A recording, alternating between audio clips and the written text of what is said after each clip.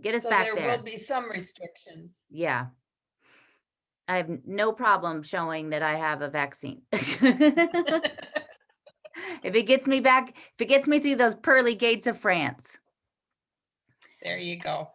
Well, we are this morning, I'm very happy that it's not raining. Kate's even more happy that it's not raining. But we are going to show you some of these. I should have just titled this The Golden Delights of Paris, because there's so much gold that we're going to see on this little walk with the Pont Alexandre and the gate of and the entrance of Petit Palais, which is just about one of the most awesome doorways in all of Paris. But we could go ahead and get started. This is oh, I always forget to do this. I should turn my thing off so you guys don't find, but make sure you go to Kate French on her image. I think most of you, you've all been here before, so you know, just make sure you pin it in the right hand corner. Just hit the little blue bubbly thing and then hit pin, so you make sure that it is on your screen. And so you can see her image of walking through Paris. And we are actually, this is, I think this is a somewhat hidden park, because you don't really even know that it's there. Kate even just said, she goes, I had no idea this was here. This is on the side of the Grand Palais, just on the side of the Seine. There's this little park that's filled with all of these really pretty little things. There's a water feature. There's even a waterfall. But it is the Jardin de la Nouvelle France. And it was created in 1859. And it was originally called the Swiss Valley Garden for the Swiss pavilion that was there for the 1900 exhibition later on, after they had built it. The lush, it's a very English garden, because you could see that it's, a French garden is very meticulous. It's very, there's lots of geometry in a French garden, and everything is kind of placed with purpose. An English garden is just kind of, everything is just kind of planted. Obviously they do put some thought into it, but it's not as meticulous as a French garden. In 2010, so not that long ago, they changed the name and dedicated the park to Canada, Nouvelle France. And it was because it was a colony of France until 1763. Outside of this garden, there is just at the entrance, which I think we'll walk past, there's two busts, and those busts are of Jacques Cartier, who discovered Canada, and Samuel de Champlain, who discovered Quebec. And those were there actually before they decided to change the name of the garden to Nouvelle France. So I think, it just kind of like, hey, we got these busts here and they founded Canada, so let's just change the name. I'm sure a lot more thought went into it besides that. But it has all these really neat little rock features, and there's a really sweet little bridge. When I went there, the last time I was in this park, there was actually quite a few kids in the park. It was, I think, midday, it was lunchtime. So there was a bunch of high school age kids sitting there having their lunch, running around. It kind of ruined my tranquil visit to the garden. But it's so funny, because it's literally just right off the street, and you kind of wouldn't really know that it's even there. We use we always say secret or hidden or something, but there really is quite a few hidden things that people most likely wouldn't notice. And here's the busts of those guys right here. And look at all those beautiful flowers. Everything's so blooming. Inside the park, there's also a big, huge sculpture that's dedicated to the poet, Alfred Musset.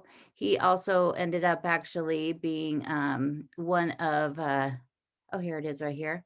He was, he dated George Sand.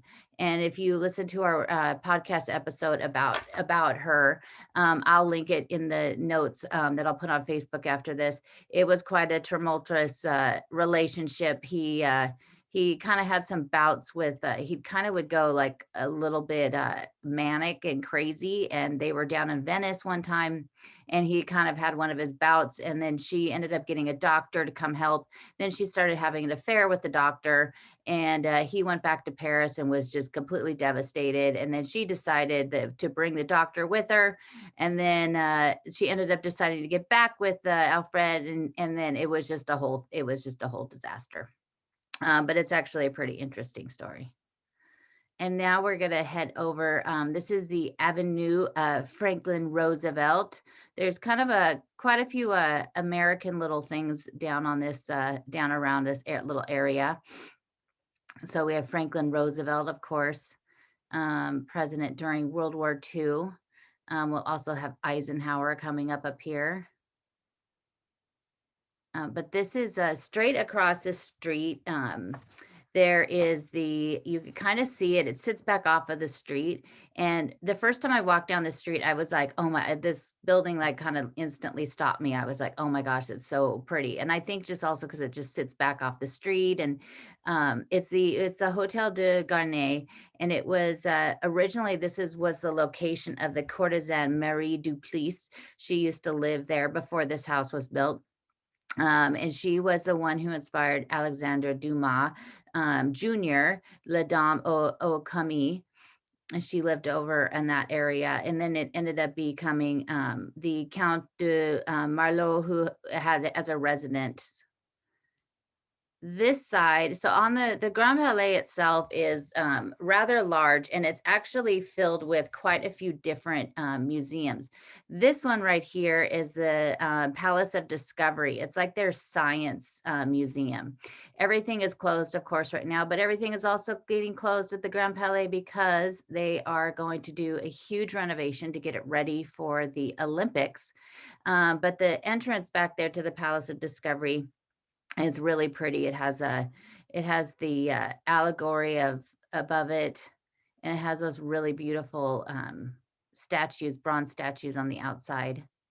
But it has inside, it was originally created in 1937 for the Universal Exhibition, and then it was supposed to actually just be temporary, but it was such a success. Excuse me. It was such a success that they decided to keep it, and then they ended up moving it here to the Grand Palais because it was just in a temporary structure. So they ended up moving it over here, and it's been open ever since. So it's a good way if you are going to Paris and you have some, teenage kids or younger. It's probably a good thing for probably a museum that they would enjoy. And like, I'm sure, they might not enjoy spending hours in the Louvre. I don't know why not, but there's always a lot of police right here. I think there's actually a police like station in here in the Grand Palais because there's always quite a few of them right along here every single time I've been here. The Grand Palais itself, the building itself is so beautiful, but the inside of it is really cool. It has a lot of ironwork, and but you can't go into the Grand Palais like you can other buildings in Paris. It's not, unlike the Petit Palais. It is basically the only time where you could go into it is when there is a special exhibition, and they do quite a few different ones. There's a lot of spaces. This one coming up right here, this is also kind of a separate area. This is I think they had I think I saw the Toulouse-Lautrec on this side. So they have quite a few different sections that they set up whole huge exhibitions. This is also where Chanel, when Karl Lagerfeld, he would always hold their huge fashion shows, and they were always quite the spectacular. He would do it in the center of it, which is under the dome. But this whole area is pretty, they have it all it's all very easy to figure out. There's usually huge signs that says, this is where this exhibition is. But once inside, the biggest one, the biggest area underneath the dome is really the showstopper. That's the one you really kind of want to get to. The other ones, you're not really going to see a whole lot of the architecture of the inside because it's all been changed over into exhibition spaces. So, it's a lot of those, you know, temporary walls and things like that. But it's pretty stunning inside, and we'll head over to see the front of it too. But first we're gonna go visit Mr. de Gaulle. And this is like, so if you haven't been here, I'm sure most of you have, or in this area. We are heading right where all those cars are. That's the Champs-Élysées. So we are just off the Champs-Élysées. It's a somewhat quiet day over here.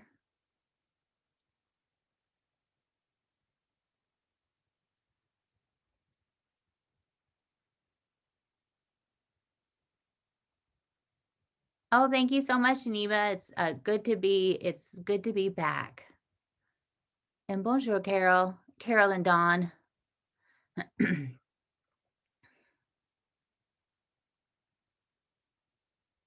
One time when I walked by here, there was some horses and some of the Guard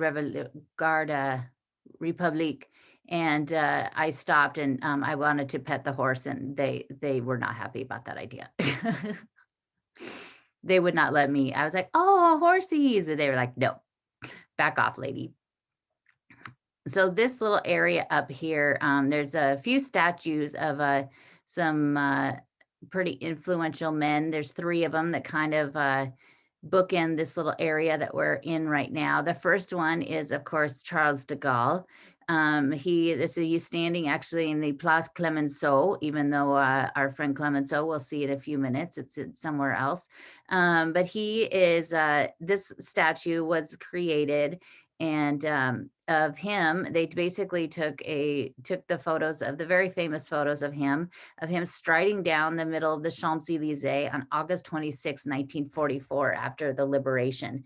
And it's a it's very famous. There's lots of films and pictures that you could see of him doing that. So once you see that, and then you see the statue, it all makes sense.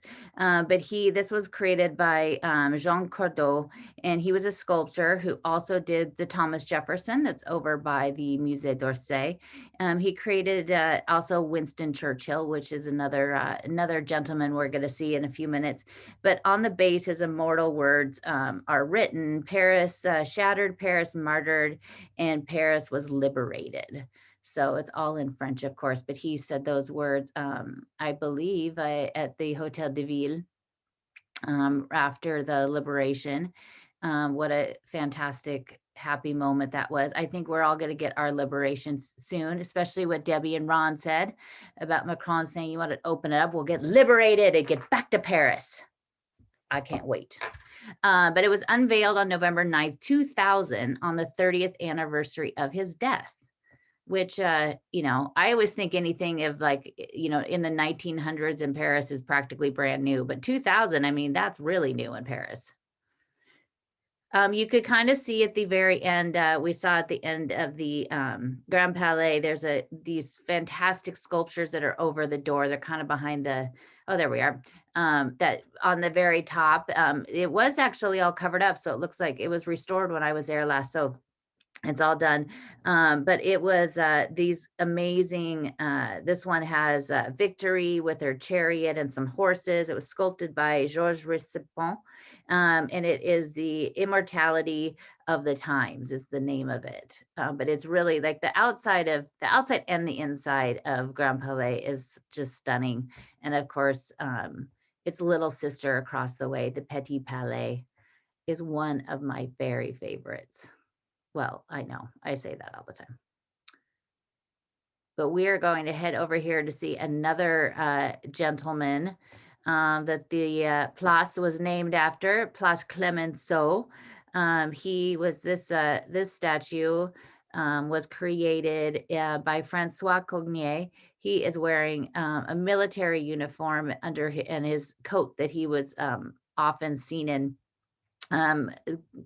Clemenceau, if you don't know, he was always called the Tigre or Father Victory. He was very involved in, from 1825 to 1920, he served in the government, the French government. He was involved with World War II, and he served as like president of the Senate and a bunch of other things.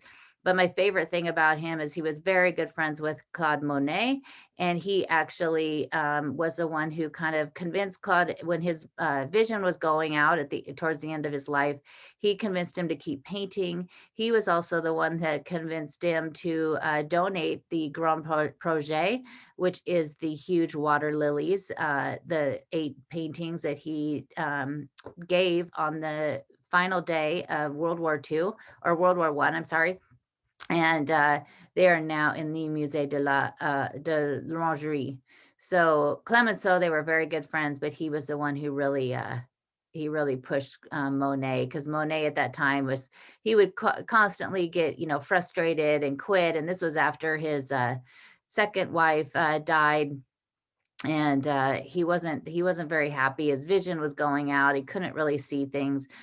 He would constantly at times, like, he'd do these huge paintings and then he would destroy them, and then Clemenceau would hear about this and he would race out to Giverny, which at that time, going from Paris to Giverny, I don't think racing is what they did, but he would head out there and kind of convince him to keep it together and hold on, and Monet would. So they had a very long, a very close friendship.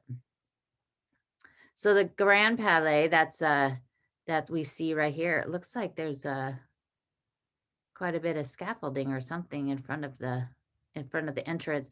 It was built in 1897 for the 1900 Universal Exhibition, and it was basically built just to hold all of the French art that they were going to show at the exhibition.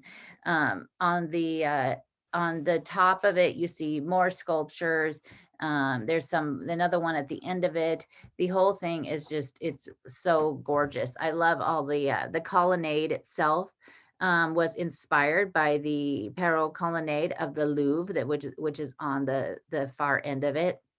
And behind it, it has but there's a huge, it's kind of hard to see from here, but there's huge mosaics that go all excuse me, all the way across, that are behind all of the columns. And those tell the different stories of art through the years of France. So it talks about the Renaissance, and all it spans a ton of time, but basically the history of France and art. But the dome on top of it is absolutely gorgeous. I got to go inside when I went to the biennial that they do in September, I believe. And so I bought a ticket to the biennial just so I could get in and see that. And it's pretty cool. The Tour de France, I think 2 years ago, 3 years ago, actually rode straight through the center of it. And I think I saw that they were going to use it for fencing for the Olympics, but I think maybe some road races and some cycling, because they literally just rode their bikes right through the center of it. It was really cool. But I think this is my favorite, because you could go in here all the time. And I'm actually I'm sad it's closed, but I'm kind of excited it's closed, because the front gate of the door is closed, and so we could really get a good look at it, and hopefully maybe those people leave. Kate could get a little go check it out. But the Petit Palais was built also for the 1900 exhibition. Most of the buildings for the exhibition were built to be taken down. They weren't usually built for something that was going to keep standing. So the fact that these two buildings remain is very different from most of the other buildings. But we're so glad they did, because they're just absolutely gorgeous. This one was created by architect Charles Giraud, who also was working on the Grand Palais just across the street at the same time. And he basically designed everything on his own. He designed the staircase, which I'll post something on Instagram tonight about the staircase. It's probably one of the most beautiful staircases in all of Paris. It slowly like wraps around and it's just kind of almost like free form hanging there. It's so awesome. Oh yeah, the Palace of Fine Arts in San Francisco. I think I went to that one. I think that's the one in the park, right? I'm thinking of there's that other park, there's that other museum that's up higher. It has the thinker in front of it. I can't remember which one. But I love the gate on this one is amazing. And if you get up early sometimes in Paris and it's a clear sky and you could see the sunrise. I got a picture one time of it bouncing, the sun basically lighting up the gold of the door, and it was gorgeous. Inside of it, once you go inside, you go to the left, the museum is free. So this actually holds the collection of the city of Paris, the art. There's sculptures and paintings. There's some pretty amazing paintings from Delacroix to Monet, everyone. There's also furniture in there. There's whole collections of this couple that donated, and it has like all their furniture and everything else. But to the right of it is always where they have special exhibitions, and those actually you have to have a ticket for. But inside of it, in the courtyard, there is a little cafe, and you could sit outside in the garden, and it's just kind of this real peaceful, beautiful little place to kind of hide away from the hustle and bustle. But it's a really amazing museum. If you want to stay on your budget, go check out the free side of it. But they do have, I saw an amazing one about Oscar Wilde. They also had a really cool one about art and in power. And it was all about the different kings and art, and it had books and everything else. And then there was another one about the Romantic movement, which of course I love because that's one of my favorite periods. And now we're here at the, this is Kate's countryman. We have Winston Churchill here. He is done by that same artist that did Charles de Gaulle. We shall never surrender.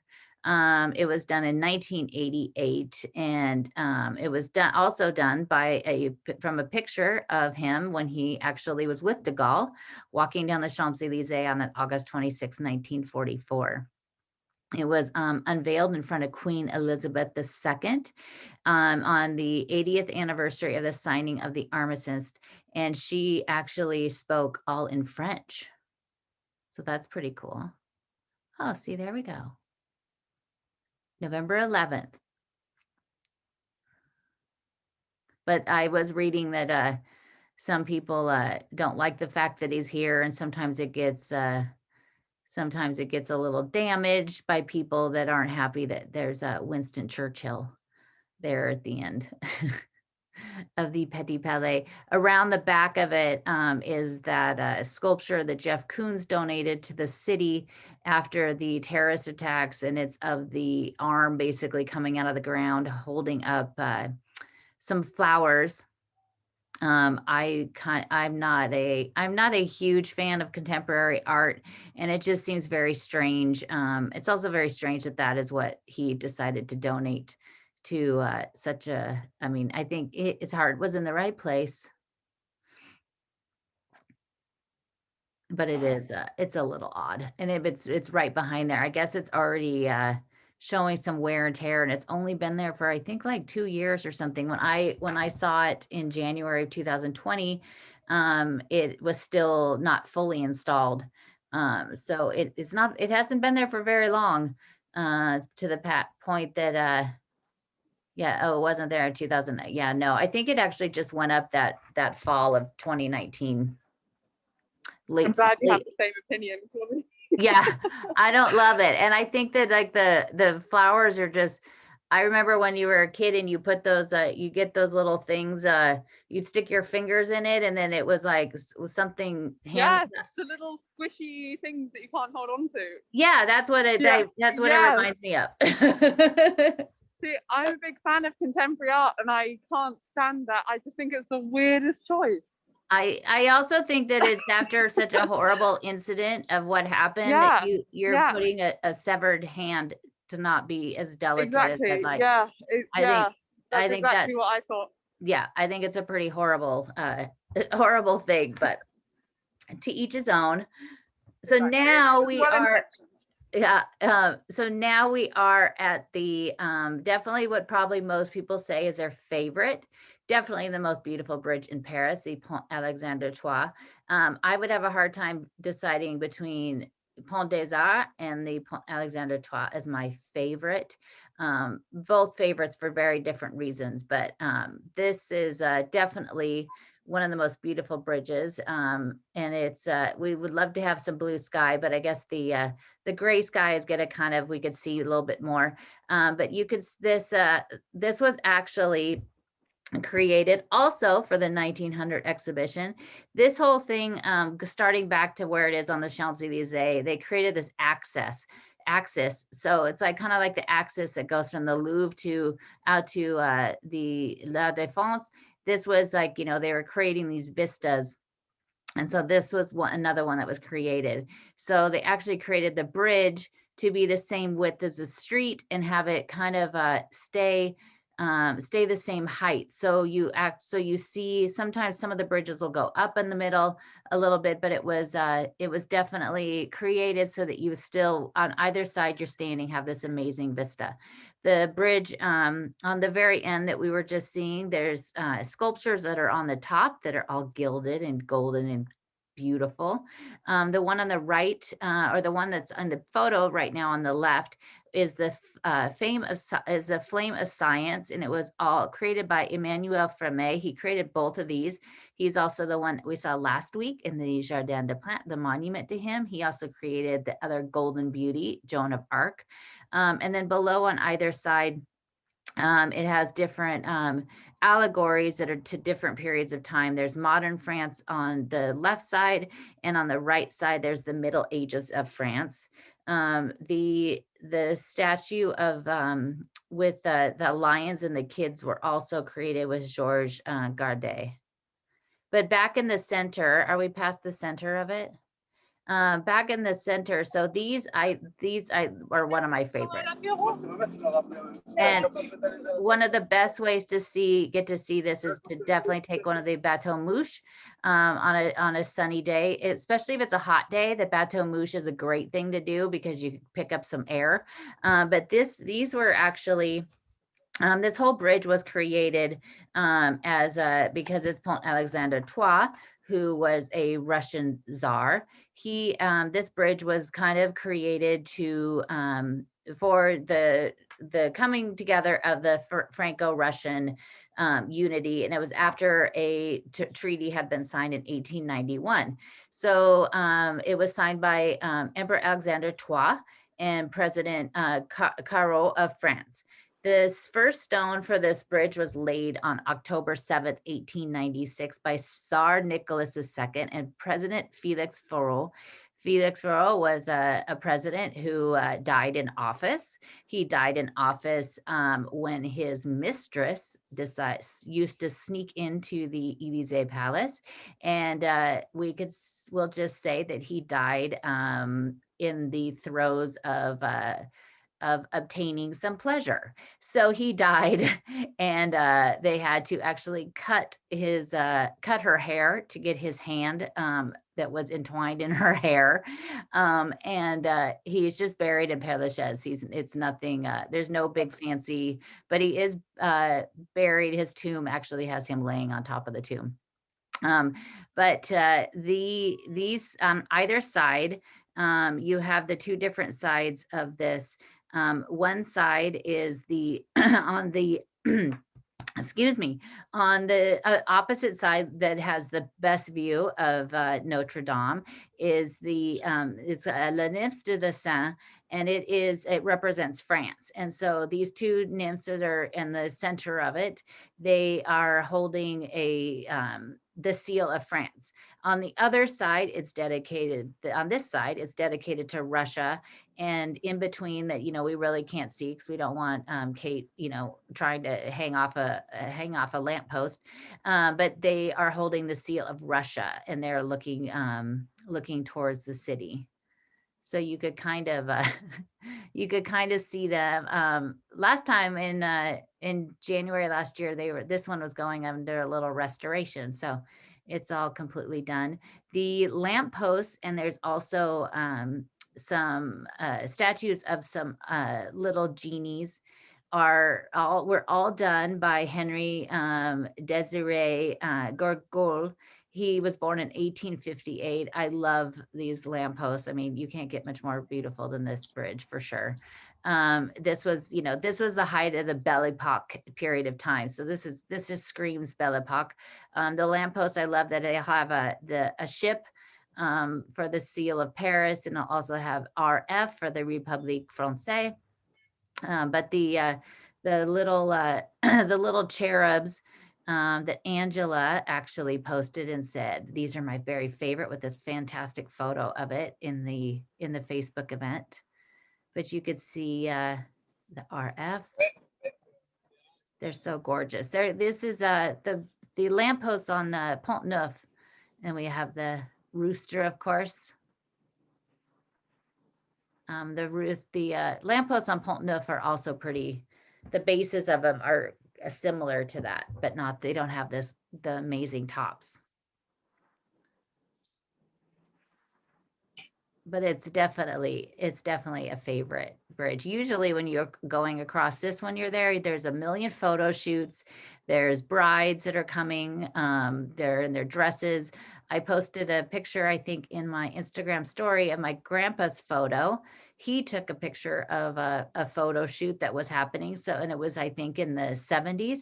So they've been going back a long time that people have been taking their photos. This is the favorite sculpture. I think it's this one that Angela posted. But with a cent is at a normal level. It's just, there's so much, I mean, when you go across this bridge, definitely take your time and kind of soak it all in, check it all out. You have a dolphin, the dauphin.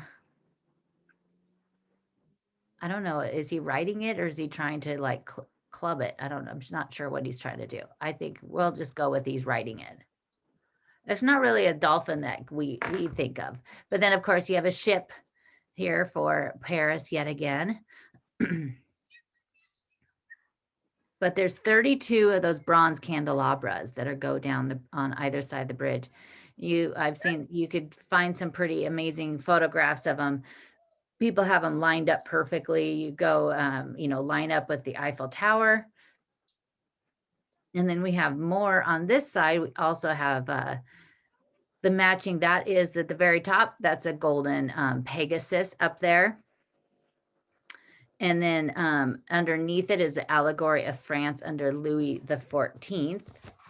And then on the side right behind Kate is on top of it is the Fame by Pierre Granet. And then below it is France in the Renaissance.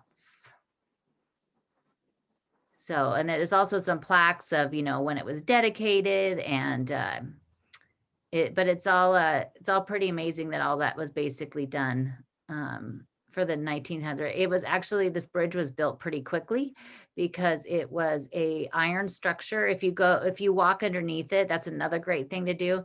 I love the bridges of Paris, and so they're all so unique and different. If you walk, excuse me, along the quay, you could walk underneath a lot of them, and it's always really interesting you could see underneath the Pont Alexandre how many of the iron spans there were. They were all created off-site, and they were installed. The bridge was completed in less than 200 days, which in France, that's like speed bridge. That was like, now, oh, hello, officers. Now, now when they close these places to be restored, they're closed for 3 or 4 years. I mean, Musée Carnavalet has been closed since 2016, pandemic aside, but they also, it's a very specific work, but everything there takes a long time, it seems. We have the officers protecting everybody. We are walking along the Avenue Marcel Galin. He was named, he was a marshal, and he served during the Franco-Prussian War and World War I. He is the marshal that very famously was trying to get his soldiers out to battle, and they had no way to get there. So he commissioned the taxis of Paris to actually drive them out there to the front. And this is a rare sighting, of course, a patch of grass that people could sit on. Many of the parks, you're not really allowed to sit on the grass. So on the nicer days, these will be, and I think just like when it was so nice in Paris in the 70s, was that last week, these parks were just filled with people. There's the large Air France office. It's over to the left side. So get it together, get those flights going. I'm sure they heard us. But we are going to head over here to Les Invalides. And if you haven't been to Les Invalides, Crystal and I did a little very short live Instagram yesterday. And from her apartment, she could see the Eiffel Tower. She could also see the dome of Les Invalides, which, of course, most people know as the resting place of Napoleon, but it was actually created by Louis XIV in 1670. He decided he wanted to build a hospital for the injured soldiers. He wanted to give them, as he said, his quote was, "Those who have exposed their lives and lavished their blood in the defense of the monarchy to spend the rest of their days in tranquility." The kings that came before him, going back to Henry IV, this was a big thing that they always wanted to do. At the time, also, a lot of these soldiers that were wounded were just on the streets of Paris and, basically sitting on bridges. And he thought it also didn't look so good. So he wanted to create something so they had a place to go. The structure itself is really huge. You can see just how big across it is. But it is actually quite large. A man named Librel Bruant was a French classical architect. He was the one who designed it. There's quite a few courtyards in the center of it. There's a large courtyard in the very center. The dome, of course, is where Napoleon is laid to rest, but that's not what it was originally intended for. But the whole place was first set up to be a hospital and a resting home for soldiers, and there still is part of it today. So I've been there before. We're going to walk by the side that's kind of the entrance for the care facility. But I actually was walking and on one of the sides where not a lot of people were, and there was some soldiers that were some older soldiers that were sitting there, I'm sure hopefully inside it's where they are, it's just as beautiful as the stuff the public sees. Of course, over here we get to see the Eiffel Tower all the time. She's going to pop up.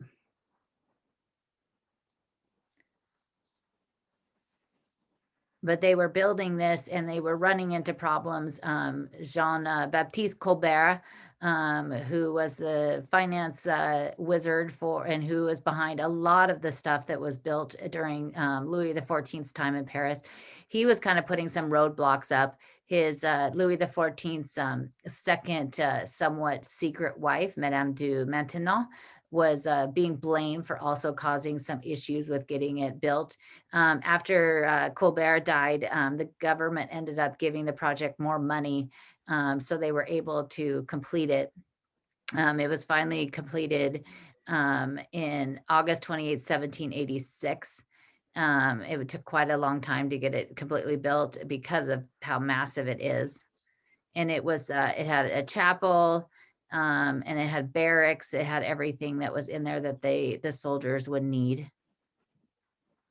The outside of it, you could kind of see, once we crossed the street, there's a whole lot of cannons on either side. There's cannons, a ton of cannons on the inside courtyard too.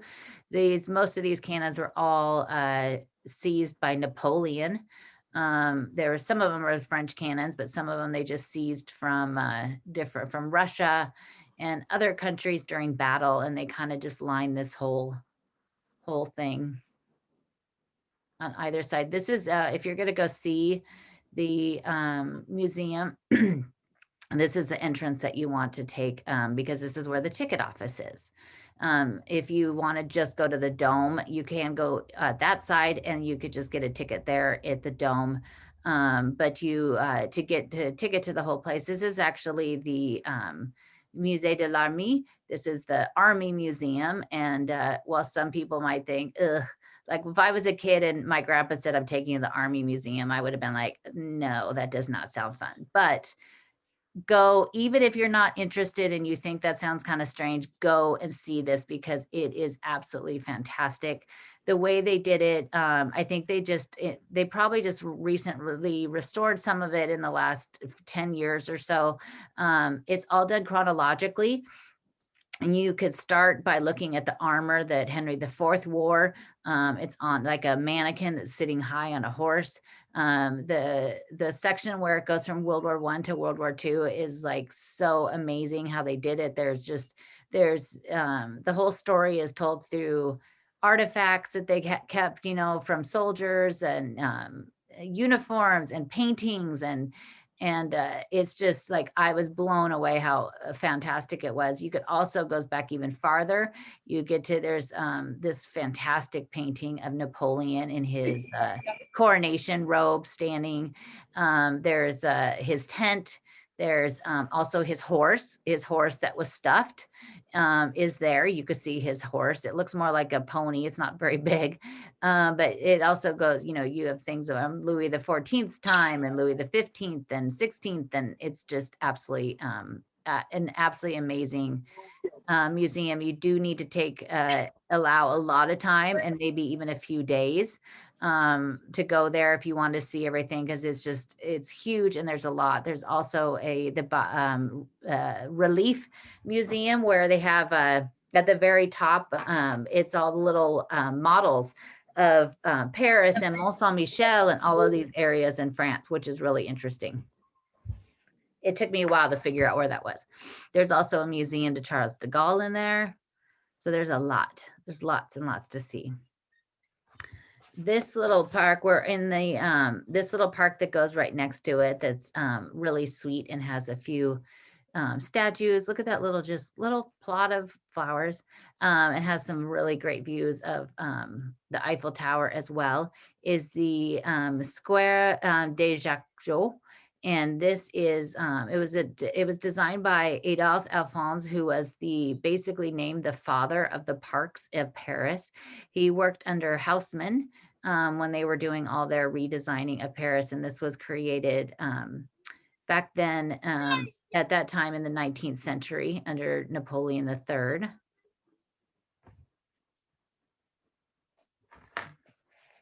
It has a little you could sit on the grass here, I think, because when I sat here one day, there was these two girls laying, or two or three girls laying out in their bikinis, getting some sun in Paris. So I think you could be on the grass here, or maybe they were just breaking the law. But it's a really cute park, especially if you've spent the morning in the Petit Palais for a few hours walking everywhere and then walking over here. It's a nice little place to have a little sit down, have some water, eat your protein bar. I'm saying this from experience. Sometimes it gets hard to walk around in there all day. But it's this really sweet little park that just kind of, take a few steps off of the sidewalk, go check that out. And what we're also very close to is the Musee Rodin, which is going to be coming up here. And we're going to walk by that.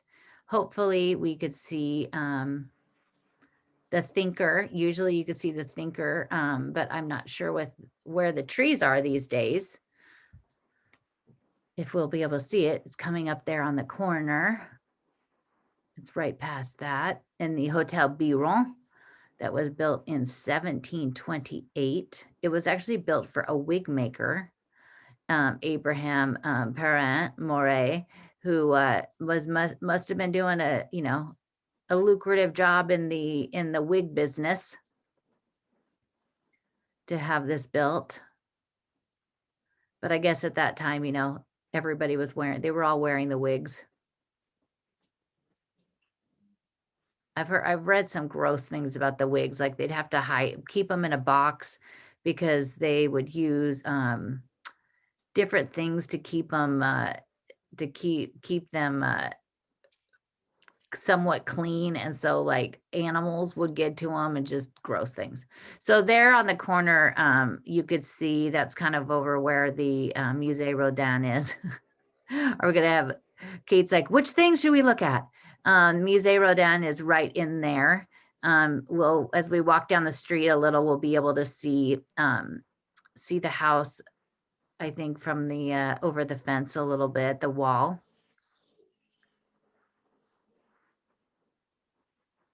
Another little tip, if you're ever around here really late at night and need some food, this is a really good place to go.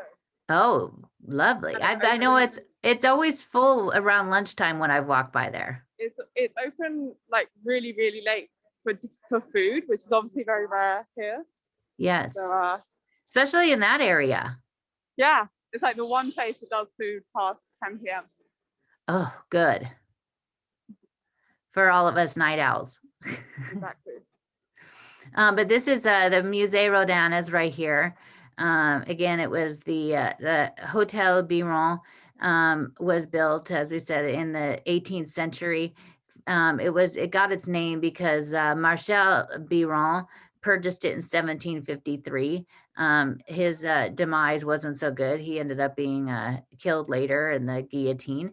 But it was, and later on, it ended up actually being, it was the artists that actually kind of discovered it. So for a short period of time, Matisse and Cocteau and dancer Isidore Duncan actually lived here over time and used this as their studio. Ended up being that Mr. Rodin ended up hearing about this and kind of came over here and took it over as well. He ended up kind of taking it as his own. And at the time, this is in 1911, he was a pretty big deal by then. And the government wanted the property back because at one point they had it. So they actually wanted the property back.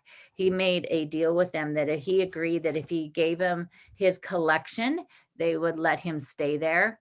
And so when he died a few years later in 1917, he ended up giving them the majority of his collection that he had. And but in 1919, just 2 years later, they opened it as the Musée Rodin. So they just celebrated their 100th anniversary just a few years ago. I saw a glimpse of the thinker. Yeah, I don't know. I'm trying to get the camera angle for you guys because it's really hard right there. I think that's the best. Can you see him? He's just through. Won't focus. He's just in there. Oh, I kind of could see him. Tucked away. He's right in the middle. Usually I've been, I think, on a bus one day and I went by there and you could kind of see him when you're up higher a little bit better. The trees are coming through the shrubs.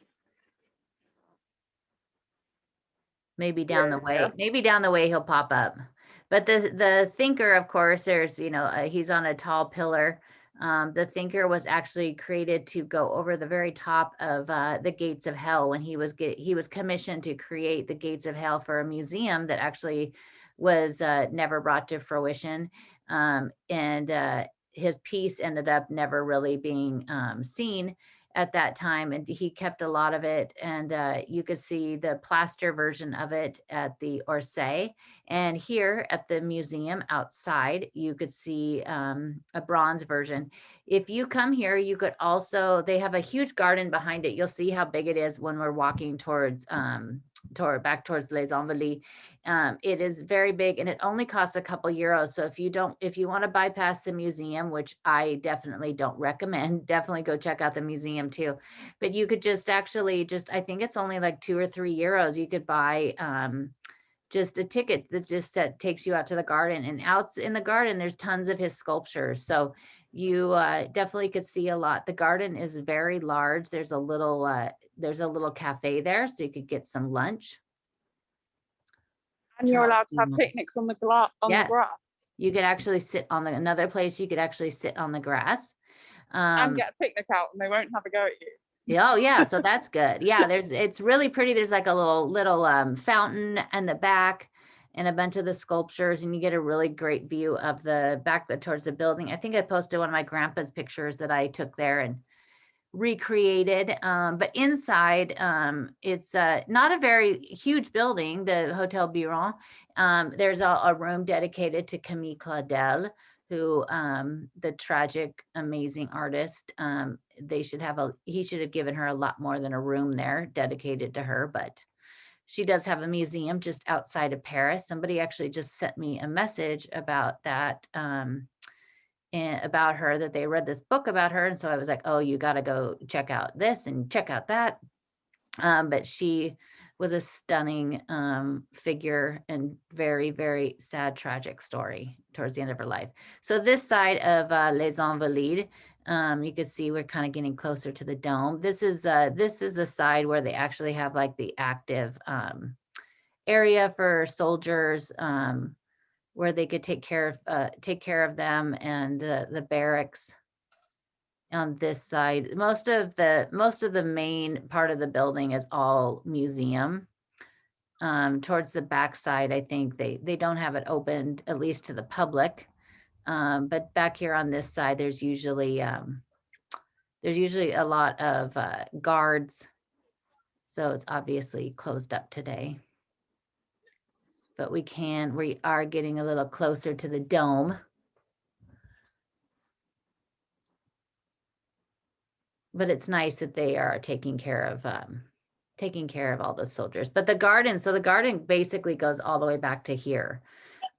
So it's very large. There's not usually a lot of people there either. I think Dior, I think it is, does their fashion shows there. They set up huge tents in the garden. I think Dior's done it quite a few times. But the garden goes all the way back to here. Oh, you can actually see some Rodin sculptures. Oh. In the garden. Let me just cross over. She's gonna run through traffic.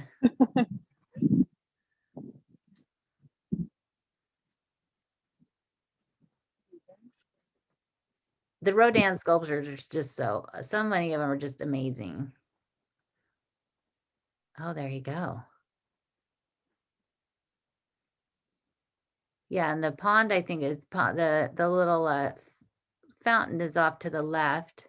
But he had so many of his sculptures, and once you see the thinker, and I think they ended up having these casts of them, and so that they recreated them this last year. The museum was actually saying that they were going to sell some of the stuff, some of his sculptures, to make they needed to make some more money for the museum, especially since they were closed. A lot of the museums in France, they do get some subsidies from the government, but not all the Louvre only gets a small percentage from the government to keep them going. And so they definitely need a lot more. But the Musee Rodin was selling some of their sculptures, but they have to be created from the original cast. Camille Claudel, I think it was her niece, her horrible brother, Paul Claudel, his daughter or granddaughter, I'm sorry, I can't remember. She ended up being the one that helped create the Musée Camille Claudel. She ended up doing that, creating some sculptures from the cast and selling them to help raise money to create the museum. And it ended up, she ended up getting taken to court, and it was a court battle that lasted well over 10 years. saying that she basically, stole these sculptures. But she did create them from the original ones, and it was to raise money. So she went to court for a very, very long time. And now we're going to come up to where the little emperor is laid to rest. So this dome itself, it was first created, it was a church, and it was originally created for the royal family. So when they would come here, this would be where they would go. It was in the shape of a Greek cross. So, you see like Notre Dame, and those are more of a shape of actual cross. This is a Greek cross, which is kind of more like the center of the Swiss flag. It's a good way to describe it. But this was, it's such a beautiful building, that it's actual gold leaf that they use on the building. And it's something like 52 tons of gold leaf that they use to create that. And so, if you're around there on a day when it's starting to getting a little old and it comes flying off, find those pieces. But it's actually one of the only buildings in Paris that actually has real gold leaf on the top of the dome. But it was actually created to be a church for the royal family. It's connected to another church that's Saint Louis des Invalides that you could go into today, that was for the soldiers, but the royal family could be on this side. It was decided later on in 1861, the Emperor Napoleon was buried here. He was brought back to Paris earlier. They didn't have this. This wasn't completely ready for him yet. So they ended up having him buried here. He is in the sarcophagus, if you've seen it, is created by Louis Visconti, who also created the statue and the fountain that's out in front of Saint-Sulpice. But it is the huge sarcophagus that he's in. It's in finished red quartz that came from a quarry that belonged to Tsar Nicholas I in Russia. Inside it, he sits inside 6 different coffins. There is a coffin that's made of iron, mahogany. There's 2 of lead, 1 of ebony, and 1 of oak. So he's inside all of those. This year on May 5th, so coming up shortly, is the 200th anniversary of his death. And they had planned, when I was there at the beginning of 2020, they had all of these things. They were already touting it and trying to, publicize this. They were going to have tons of events going on, but now, sadly, I'm sure all of that has been put on hold because, or at least maybe it'll go virtual. If it does, I'll definitely share some of it on my Facebook page. But they were also trying to do some restoration work on it as well. But the building, the dome is really cool. Every time I go to Paris, I think I visit this. Napoleon is such a fascinating story. And so every time I go that I get there, and I'm like, oh, hey, little buddy. So it's the stories of his life are always really, really interesting. Not the greatest person in history, but his stories are pretty captivating. And so now he is no longer a church, of course, because now it's the tomb of him and some of his little buddy like Gilligan. His 2 of his family members are also buried there. There's some on the upper side, there's some side chapels. Some of his marshals are buried there. And then when you walk in, it's pretty amazing if you haven't been there. And you walk in and you could look down and you could just see how large the sarcophagus and the area that he is buried in. When you could go downstairs up above the entryway. His wish was to return and be buried along the Seine, where and near the people of France that he loved so much. So it's written above the door in French, and he's pretty close to the Seine now. So he did return. Louis Philippe actually had him brought back to France He was trying to restore a lot of the glories of France, and so he actually had him brought back. He, if you watched the tour when we were near the Eiffel Tower, back I think in February or beginning of March, he, the bridge that's right in front of the Eiffel Tower was restored because he originally had that built. And so they actually drove his ashes across. When his ashes were returned, they created this huge platform that was held up by like 12 caryatides. It was like massive. And they brought it back, and he went underneath the Arc de Triomphe that he never saw built or completed. And so he had quite the little tour of Paris when he came back to be finally buried. This wasn't ready at the time, so he but once it was finally finished in 1861, he was laid to rest here. And now there's his 200th anniversary of his death. So, but definitely, if you have not been to Les Invalides, go check it out. Even if you haven't gone, if you've only done the Dome, which a lot of people do, go and just check it out. Even check out the side that has the Napoleon and Louis XIV stuff. If you want to see one thing, I think that's definitely what you want to see. You could see Napoleon's horse, which I've posted about before, so I'll have to find and share that again. But his horse is literally stuffed and in a case. My grandpa actually had a photo of it too, and so I took that to recreate, but it's in it's very dark where it is. I think to keep it, it's taxidermy horse, but it isn't very big. I mean, Napoleon wasn't very big, but he wasn't as small as people think. He was pretty much the average height of a French person at the time. Oh, they were a little bit shorter, but his horse, it looks more like a pony. It doesn't look like a big, huge, huge horse. But so that is our wonderful golden tour today with the wonderful Kate. Next weekend, I'm very excited because it is next Sunday, would be the day before my birthday, a very big numbered birthday, which I'm not excited about, but we're going to go to my favorite place. I'm going to take you to Odeon. We're going to start in the Jardin de Luxembourg because I have to, I share my birthday with a lot, funny as it is, a lot of some of my favorite characters in French history, including Marie de Medicis. And we are going to start in front of her fountain in the Jardin de Luxembourg. And so hopefully we'll be able to see that it's been going through a restoration. I posted pictures that a friend of mine sent me. It is incredibly clean. It's almost too clean. It almost looks like it's white.